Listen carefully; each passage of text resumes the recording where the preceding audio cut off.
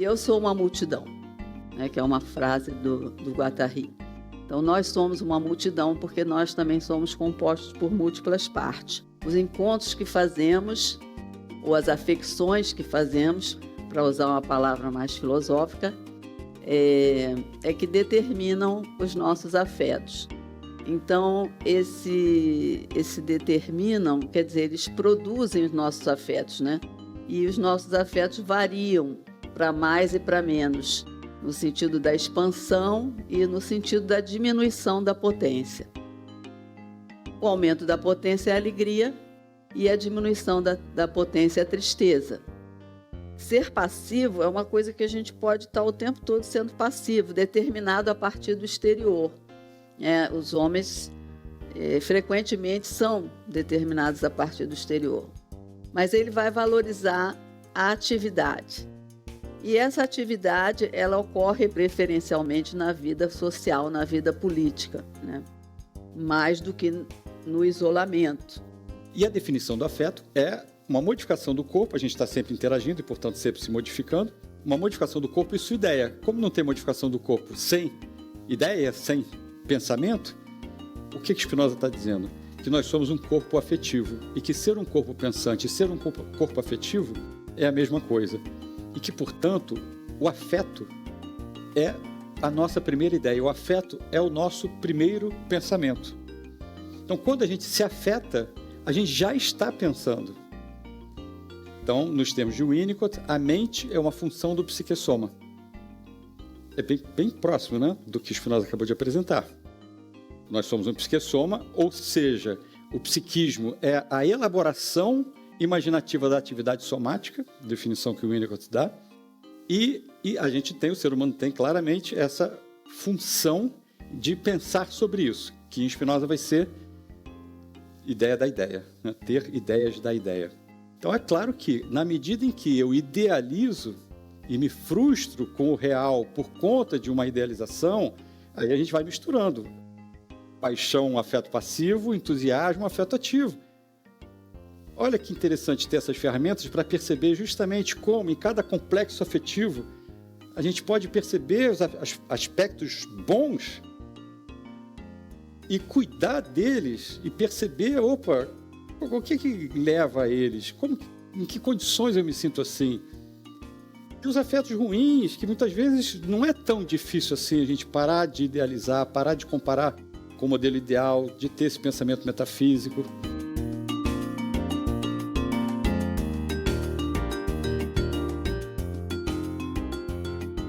Então, eu sou o meu pensamento.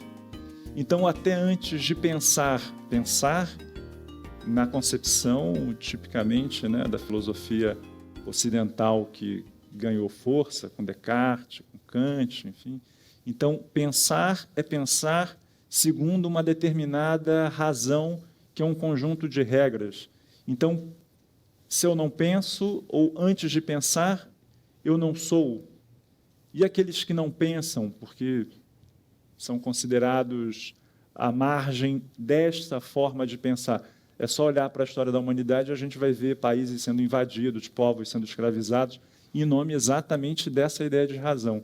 E o que o Winnicott está propondo, ele está dizendo o seguinte, olha, o que provavelmente nos faz viver melhor uns com os outros é a gente não precisar medir a nossa própria potência. É a gente não precisar mediar os nossos afetos e temê-los. É poder ser. Então, a saúde que nos constitui, a nossa espontaneidade, ela é fruto não de uma espécie de educação pela repressão, mas, ao contrário, de uma experiência de potência, de ser tudo para depois poder ser parte de tudo. Ele vai dizer assim, criar aquilo que já existe, ou seja, a ideia de uma contribuição singular para o mundo que nos faz coautores do mundo.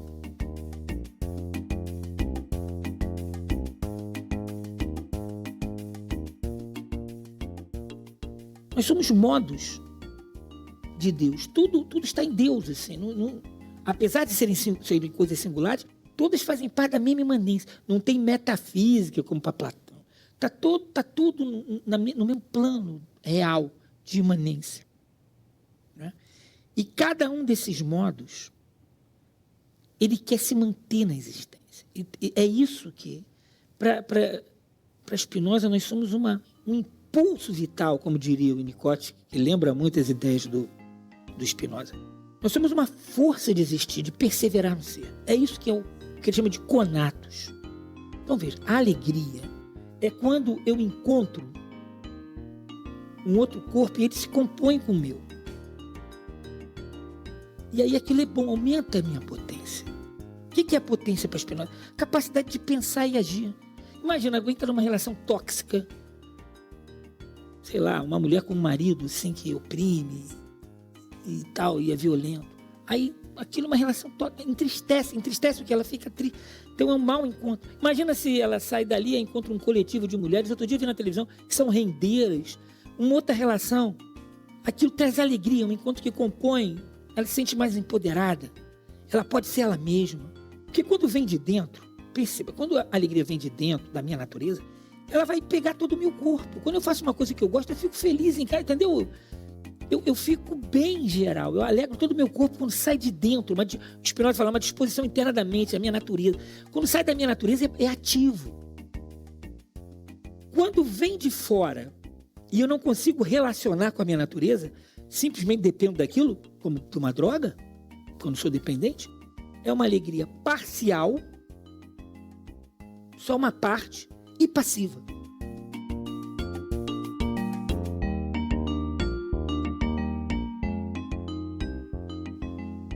Ultimamente, o ataque à escola, né, a morte da professora, o ataque àquelas crianças de 4 anos, 7 anos, o que isso trouxe nas mídias e o que isso trouxe para nós? Essa tríade, empatia, compaixão e ética, se chama lucidez, que Kant, Immanuel Kant, ele chamava de uma clarificação, um esclarecimento que algumas pessoas têm a respeito do que sentem.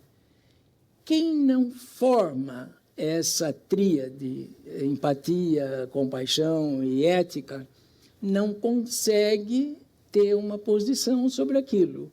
E escuta a notícia, não consegue trazer para dentro, empaticamente, compassivamente, uma dor, que embora eu não conheça nenhuma daquelas crianças, mas eu imagino como é que as pessoas se sentiram a respeito.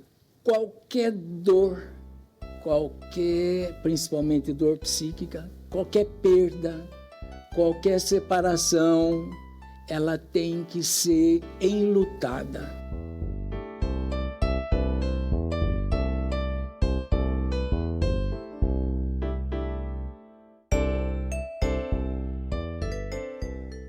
Não é fácil envelhecer, né? O corpo vai sofrendo uma violência muito grande em termos de redução daquilo que se colocava antes.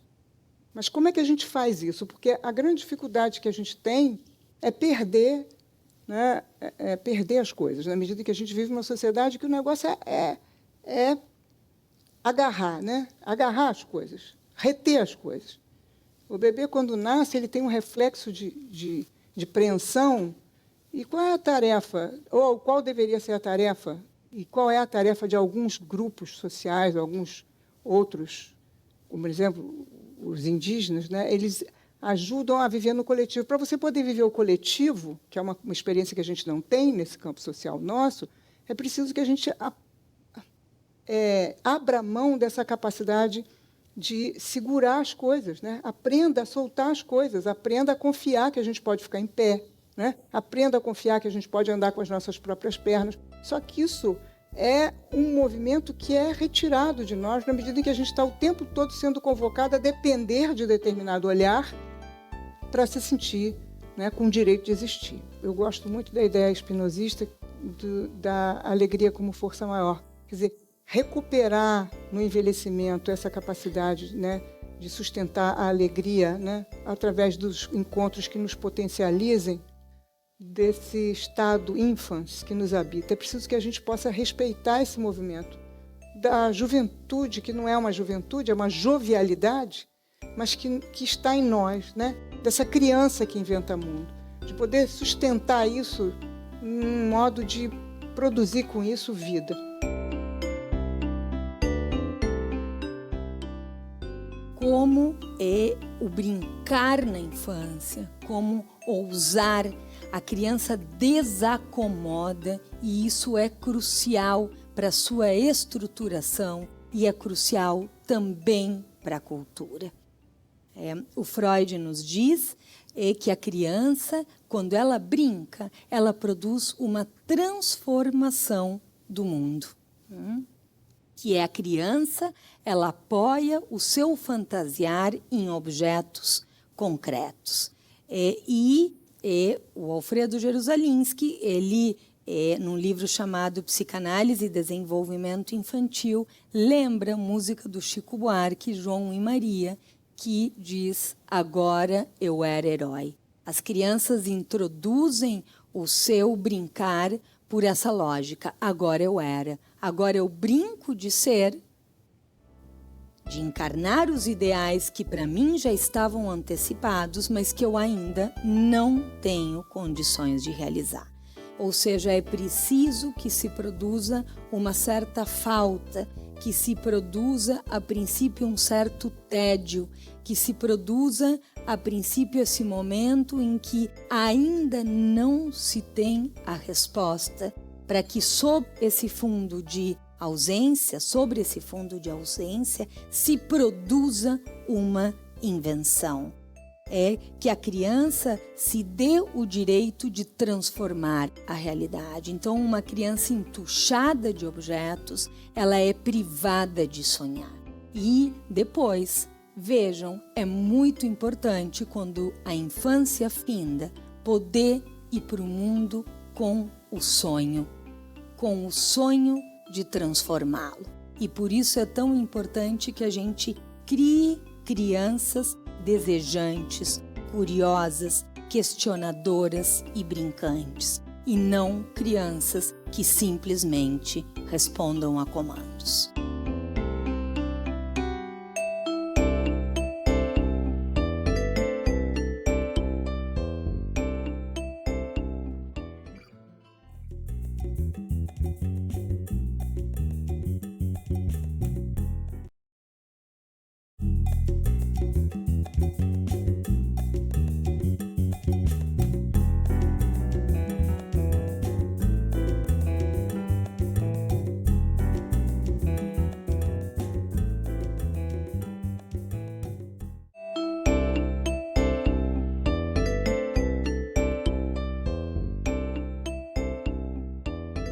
A gente não previne dor, a gente previne o manejo que a gente tem da dor nos nossos espaços sociais.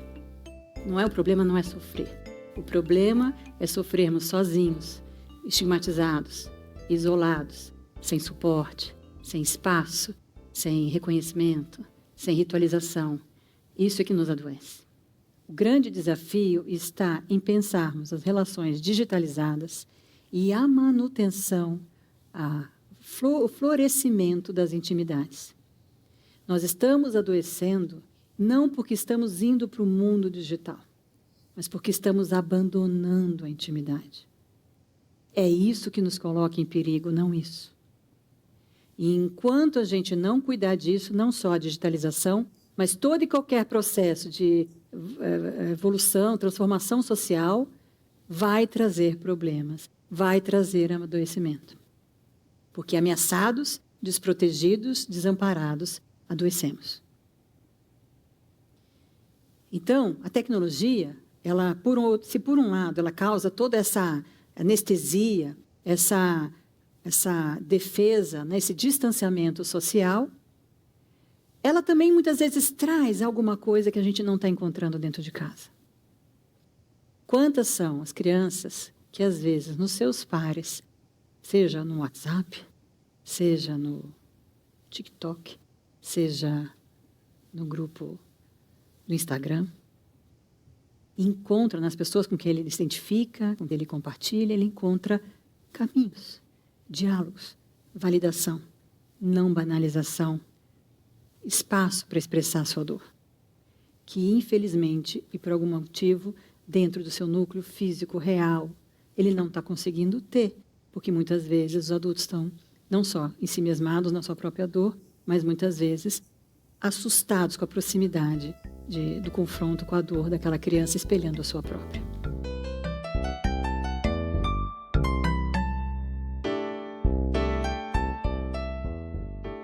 A gente entende, então, que a tecnologia se amadureceu, evoluiu, com o intuito do quê? De garfar mais as pessoas. O desenvolvedor de jogos, de software, eles querem que as pessoas usem. Quanto mais eles usarem, mais eles monetizam, né? E eles descobriram, em determinado momento, que eles poderiam utilizar de mecanismos de persuasão do usuário para manter essas pessoas mais tempo conectadas, tá? Então, a gente deu vários nomes para isso. Nos Estados Unidos, eles chamam de persuasive tech, ou design de manipulação, ou design de persuasão.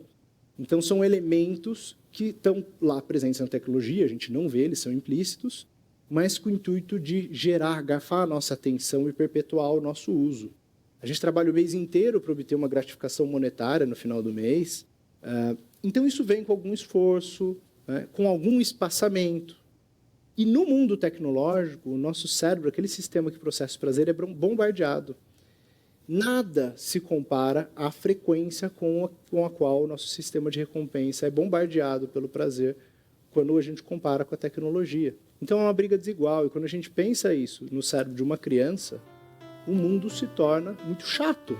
Muitos pais, às vezes, não entendem que existe essa vinculação e o nível de importância e de relevância dentro daquelas plataformas para esses jovens.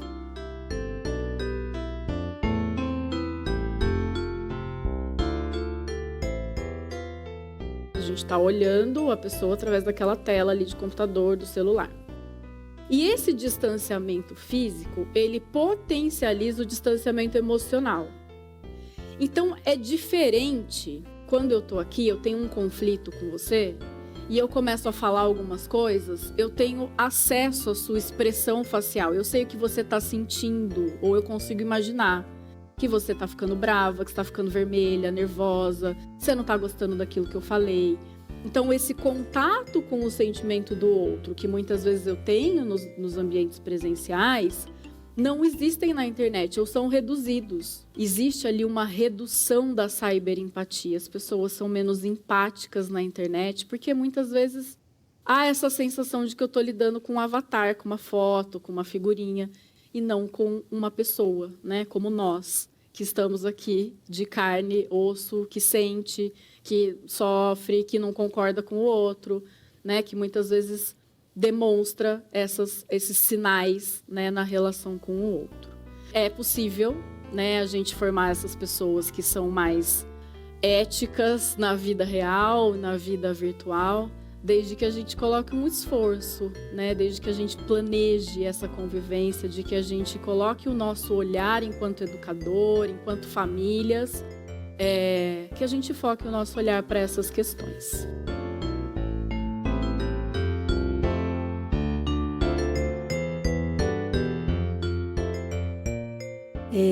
A gente aprendeu e consolidou-se com muita violência um modo capitalista que ensina a gente a ser individualista, mesmo quando a gente não deseja ser-lo, trabalhar 3 turnos, 5 turnos. E isso tudo é transmitido para os nossos adolescentes quando a gente matricula, por exemplo, a classe média alta, uma criança numa escola em que o trabalhador da limpeza, da cantina, é negro e o professor e o diretor são brancos. A gente está reproduzindo sistemas o tempo todo. E essa pluralidade, quando apagada, ela vira subalternidade. Ela vira hierarquia de pessoas, de seres semelhantes. E essa hierarquização é a base dessa economia fundada numa lógica de expropriação, que pode ser mais ou menos violenta, assimilatória ou exploratória. De um lado, as redes sociais, de outro lado, a globalização econômica permitiram que essas vozes aparecessem na sua diversidade.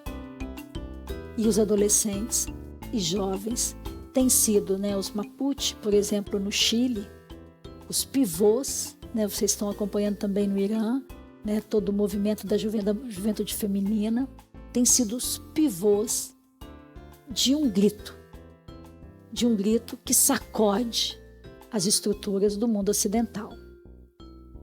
Quando essas pluralidades invisibilizadas e apagadas, corpos trans, negros e periféricos, toda essa configuração que não está no nosso plano de leitura hegemônico emerge, a gente precisa aprender a lidar com essa novidade.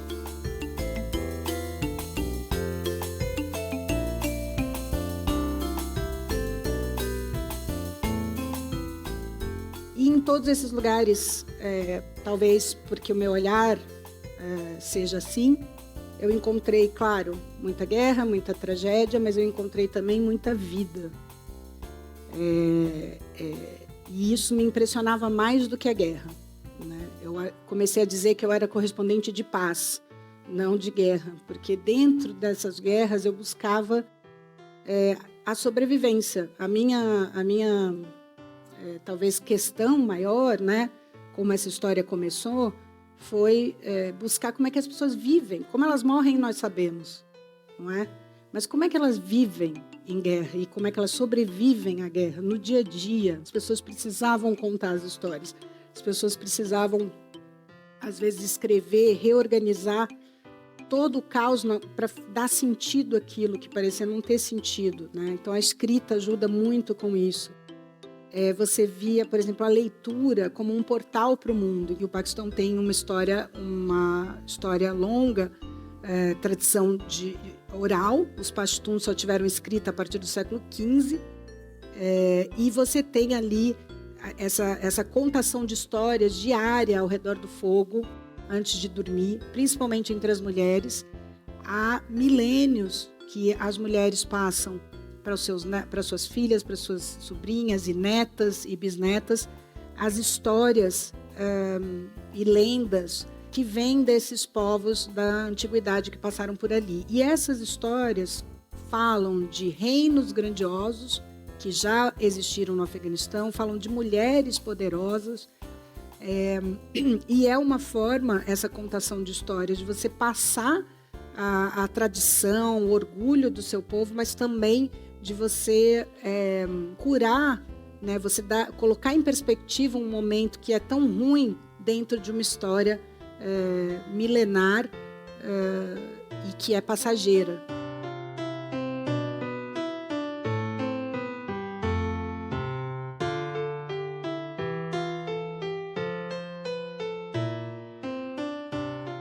A capacidade de narrar histórias, de Will Storr, é um jornalista britânico, tá? A capacidade de narrar histórias é o que nos torna humanos. Narramos para viver. Narramos para viver. E eu vou complementar. E deixamos uma narrativa ao morrer. A história tem a ver com o nascimento, mas tem a ver com a morte também. As histórias, ligado a isso que a gente acabou de falar, acabou de ouvir do Nicholas Carr, estão sendo fortemente atacadas. Fortemente atacadas. Elas estão se transformando em histórias dentro de latas de sardinhas, perdendo as funções vitais, que eu estou tentando falar desde o começo, que estimulam o cognitivo, o emocional, o social de crianças e jovens. As histórias se encurtaram, se empobreceram. O repertório empobreceu, e muito. O mundo digital dos algoritmos, ele traz narrativas fragmentadas. Fragmentadas. Isso causou, e é uma bola de neve também, uma aceleração brutal no mundo, que já vinha vindo desde o século XIX e do século XX.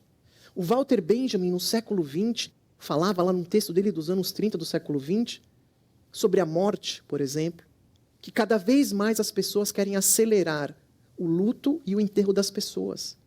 Tudo tem que ser limpo rápido. Não quero mais ver a morte. Contar e ler histórias é um ato de amor. E o que mais quer uma criança? O que ela quer dos seus pais? Um ato de amor. Contar e ler histórias para os pequenos e para os jovens prepara cada um deles para a vida. Fortalecem sua mente e os fazem entender melhor suas emoções. E o sentido de estarmos juntos numa pequena esfera cósmica. Vamos nos libertar e libertá-los do sequestro dos algoritmos.